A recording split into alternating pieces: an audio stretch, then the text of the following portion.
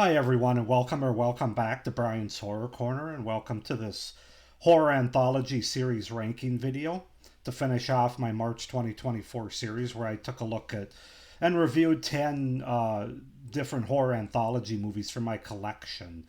Today we're going to go ahead and rank those, but before we do that, I wanted to show off I just picked up this shirt here. Um, Psycho, one of the great movies of all time, Alfred Hitchcock's Psycho. So yeah, I'm pretty excited about that to add another shirt to my. I think I have about 10 or 12 horror shirts now, horror movie related shirts. So yeah, but without further ado, let's go ahead and get into these 10 horror anthology movies that I reviewed throughout the month. I'll go like I do with most things, my least favorite to my favorite. Um, and I'm not going to show the movies again, other than the last one, my number one. But otherwise, I'm just going to kind of go through them and talk about. I'm not going to talk too much about them because I did that in my review, but I'm not going to show off the cases in this particular video. So, because I have to pull them all off the shelves and then put them back, and So anyway, without further ado, let's get started. So I did watch 10 horror anthology movies throughout the month and reviewed them. Those are up on my channel if you want to check out the individual reviews for those. I have a ton more in my collection. So I'll definitely be doing another one of these series at some point, probably later this year.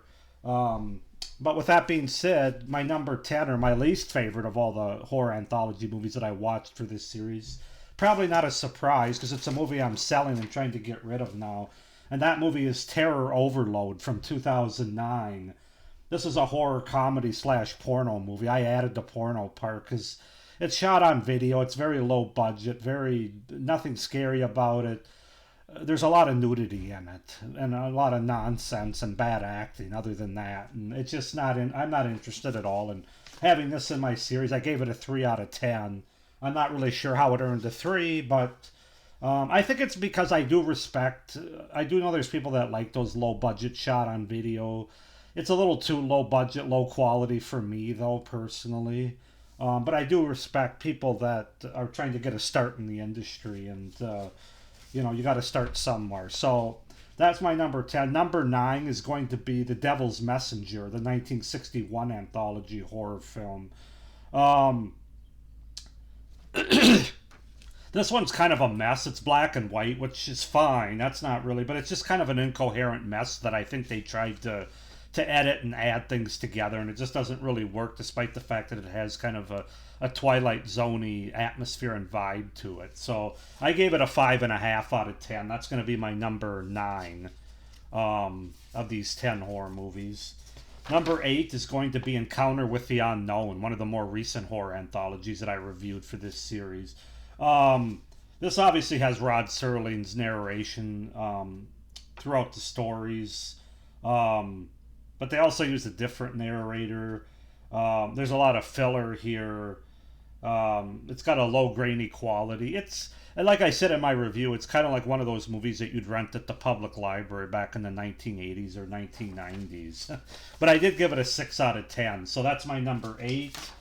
Number 7 is going to be Hell Block 13, the trauma anthology movie from 1999 with Debbie Rochon and Gunnar Hansen. One of the first ones I reviewed in this series. I actually thought this was a pleasant surprise. I actually enjoyed this despite being lower quality, or lower budget, I should say, not lower quality. I actually didn't mind the quality, but I enjoyed the stories and especially the wraparound with the prison and the performances and the dialogue and chemistry between Gunnar Hansen and Debbie Rochon. So I gave that one a 6.5 out of 10. That was my number 7. Number 6 is VHS 94, and some people might be rolling their eyes or raising an eyebrow right now because I know this is one of the more beloved VHS movies.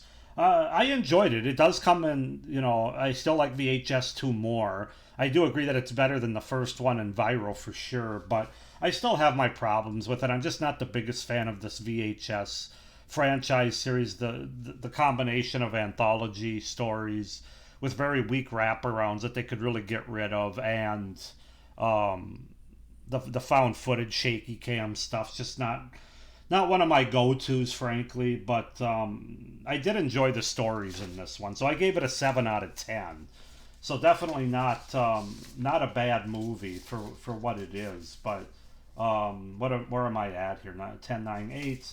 That was my number 6. So now we're getting into the top 5 of these horror anthology movies. My number 5 is going to be Nightmare Cinema from 2018. I like the stories in this one for the most part. I thought there was some good acting here, some interesting ideas, a nice variety of different horror subgenres. I wanted more from the wraparound and what was the other thing? Um, oh, I just felt like it was overall a missed opportunity where it could have been more like an 8 or 9 out of 10. I gave it a 7.5 out of 10, though I still enjoyed it a lot more than I did in Nightmare Cinema, my number 5 in the ranking. Then number 4 is going to be the animated anthology from the French black and white animated horror anthology, I should say, which I gave a 7.5 out of 10. Fears of the Dark. I really enjoyed this one. I really loved the animation, the designs, the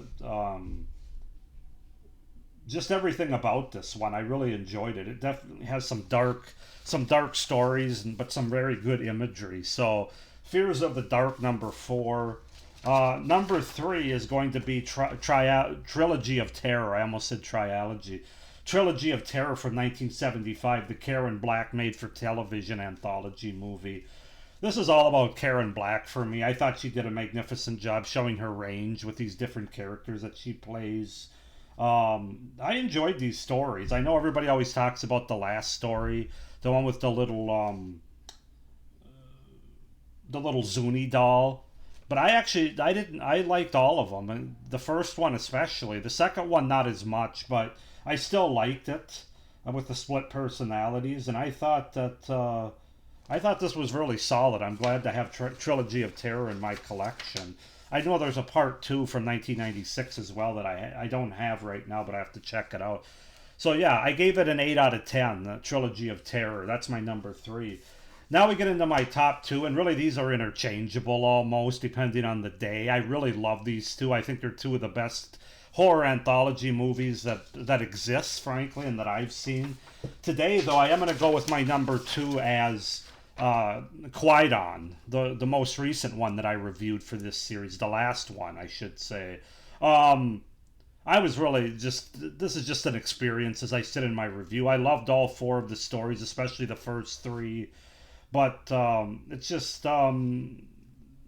fabulous visuals, fabulous movie making here, folklore stories, great acting, great directing, great ideas. Everything just worked for me, other than a couple of shaky effects from the 60s that don't hold up as well. And the fact that it's, you know, one of the stories felt a little bit more tacked on, which it kind of was by the director, but I still liked it in a cup of tea. So yeah, I gave it a 9 out of 10 for Qui-Gon, the Japanese anthology horror film. Could easily be number 1 in this series, but my number 1, which I do have, I am going to show you the movie here for a certain reason, but my number 1, of course, is going to be Creepshow by George Romero and Stephen King from 1982. Now, the reason I'm showing this in part is because it is my number 1 movie. But also, this isn't the one I watched, actually. I watched a very generic DVD of Creepshow, and when I saw it, I realized how good it was and said, I need to upgrade this. I'm not a big upgrader, unless it's a movie that I absolutely love that's an all-timer, and that's what this is. And so I went ahead and got the Scream Factory box, well, not really box set, but it does come in a box here, edition of this. It's got a not a pamphlet, a booklet there, and of course this is on Blu-ray then. So I kind of wanted to show that off. But yeah, absolutely love Creepshow. I had very little negative to say about it, other than the fact I thought the wraparound would have a little bit more to it. But other than that, 5 great stories, great practical effects, a lot of great actors and actresses from that time, cameos. Yeah, what can you say? I just love Creepshow. Everybody was right about this leading up to my first time watching it, that it is, if it's not the best horror anthology, it's definitely top three or top five. Absolutely love Creepshow. So I also gave this a 9 out of 10. It really could be a 9.5 out of 10. I don't think I was feeling as generous that day, but yeah, I'm glad to have the Scream Factory Blu-ray box set edition here of Creepshow now. My number one horror anthology for this March 2024 series. So, with that being said, go ahead and comment down below if you take exception with my ranking. It is just my opinion, of course, but I'd be interested to hear of these 10 horror anthologies, if you've seen them, which ones how you'd have them ranked, or if you want to mention, or the ones that you've seen anyway, down in the comments below. But other than that, thank you guys for watching this horror anthology series. I really enjoyed it. I'm always obviously a big fan of horror anthologies. I look forward to doing one later this year for the next 10 probably, because I have so many horror anthologies. I haven't counted, but I have to believe that overall I probably have at least 40 or 50 horror anthologies, maybe more than that, frankly. So stay tuned for that later this year. But with that being said, please like this video, hit the little notification bell down below, and subscribe to my channel so you don't miss any of my great upcoming horror content. As I said, I hope you enjoyed this series. I definitely enjoyed bringing it to you. And as always, stay scared. Bye, everyone.